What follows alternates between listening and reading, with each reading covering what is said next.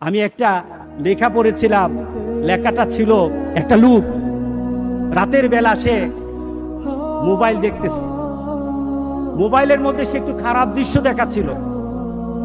এমন সময় মেয়ে গিয়ে ঘরে ঢুকলো, মেয়ে ঘরে ঢুকে দেখলো বাবা তার মোবাইলের মধ্যে খারাপ দৃশ্য দেখে। আছে কিনা এমন ছেলেরা, এমন আছে কিনা বলেন? এগুলির কারণেই তো জানা, এগুলির কারণেই তো জানা দৃশ্য দেখছে, মেয়ে দেখে ফেললো।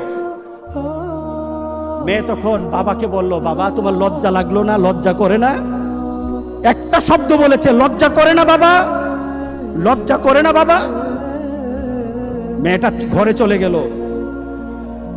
সেই বাবা যন্ত্রণায় ভুগতে আরম্ভ করলো, আরে আমার মেয়ে দেখে ফেললো, আমার মেয়ে কি কথাটা বলেছে, লজ্জা করে না বাবা।